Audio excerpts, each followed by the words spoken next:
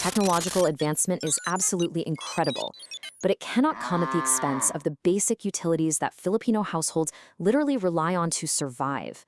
Before these massive framework agreements are totally set in stone, we have to ask the hard questions about resource sovereignty and who actually pays the physical price for the cloud. Okay, let's dive right into this. Welcome to today's Explainer, where we're going to unpack a massive physical reality that is currently hiding right behind the sleek digital curtain of artificial intelligence. Specifically, we're looking at the proposed US-led Pax Silica mega hub planned for New Clark City in the Philippines. This is the AI debate we actually need to have, a major collision between high-tech innovation and fundamental resource sovereignty. Usually, when we talk about the debate surrounding AI, we focus purely on the software side, right? We argue about who gets to use AI, data privacy, software limitations, and ethical programming. But looking under the hood, the debate we actually need to have isn't just about code at all. It is an intense, high-stakes battle over a country's physical environment, its electricity, its water, and its sovereign resources. So the crucial point is Section 1, the real AI conflict between tech and sovereignty. To really understand the unglamorous physical realities of AI, we're starting with the Pax Silica project. This is a massive, US-led mega hub planned for New Clark City. Now, on paper, it sounds like an absolutely monumental leap forward in tech innovation. But this location and this project are our starting point for peeling back the layers of that high-tech illusion. Because to build a cloud, you need a whole lot of ground. And to run artificial intelligence, you need very real, very physical fuel. Which brings us to Section 2, a massive energy deficit. 5 million kilowatts. That's 5 gigawatts of power demand required just for the master plan of Pax Silica. Just let that massive number hang in the air for a second. We aren't talking about plugging in a few extra office buildings here. We're talking about the kind of energy demand that forces an entire nation to completely reevaluate its power grid. And here is the immediate glaring problem. The existing Philippine grid is already severely strained. Even without this massive new data center hub, everyday Filipino consumers and businesses are already dealing with a grid reality that constantly struggles with yellow alerts and actually suffers from red alerts. The infrastructure is stretched to its absolute limit right now, just keeping the lights on for the current population. And this brilliantly illustrates the sheer scale of the problem. Some folks have floated the idea of reviving the Bataan nuclear power plant to help carry this new load. But even if the government successfully brought that nuclear plant back online, its 621,000 kilowatt capacity would cover a mere 12% of what this single Pax Silica project needs. That leaves a whopping 88% of the project's energy demand completely unmet. So we are left with an unavoidable physical fact. The native grid physically cannot support it. It's just not possible. So that raises a massive question. If the native grid physically can't handle this load, how exactly do the planners intend to turn these servers on? Well, the answer lies in Section 3, the LNG firewall solution. Because the existing grid falls so incredibly short, planners are looking at building a 1.2 million kilowatt liquefied natural gas or LNG plant. Basically, this massive fossil fuel facility is being planned as a firewall. It's a non-renewable, dedicated power source meant to totally bypass the limitations of the struggling native grid. But here is the crucial catch.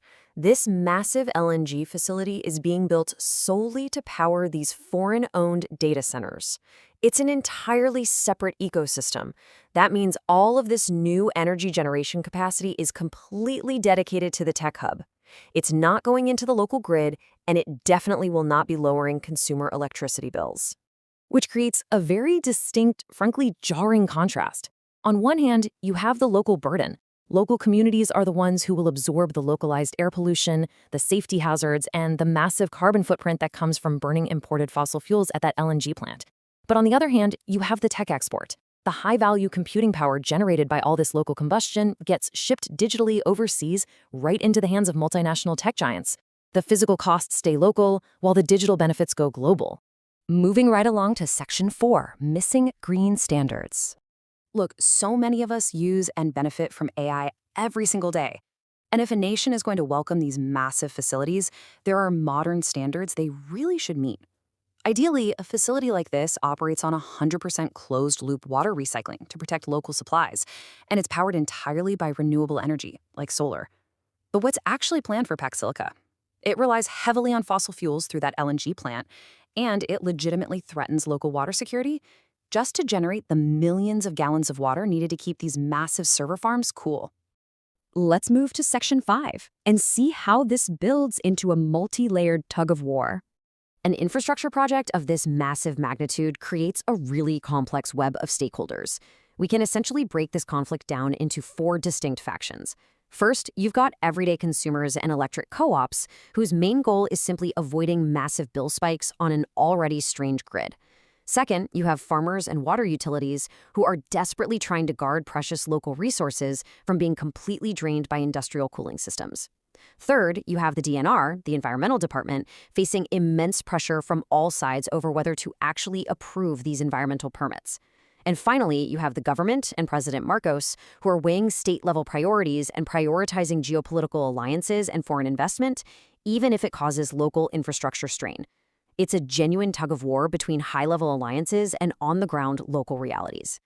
Now, what's really interesting about seeing this whole conflict mapped out holistically is how all of these elements come together to anchor our entire narrative.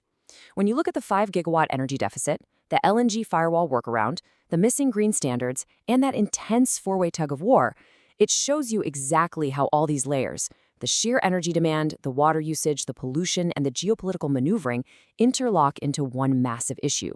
It goes far, far beyond just computer code. Which brings us to the core takeaway of today's explainer. Innovation is great. Technological advancement is absolutely incredible, but it cannot come at the expense of the basic utilities that Filipino households literally rely on to survive. Before these massive framework agreements are totally set in stone, we have to ask the hard questions about resource sovereignty and who actually pays the physical price for the cloud. I want to leave you with this final, provocative thought. Every time we generate a response, train a model, or just marvel at AI, there is a physical engine burning somewhere on Earth to make it happen. Looking at the realities of Pax Silica, we have to seriously ask ourselves, are we willing to sacrifice the resources that sustain us today just to build the technology of tomorrow?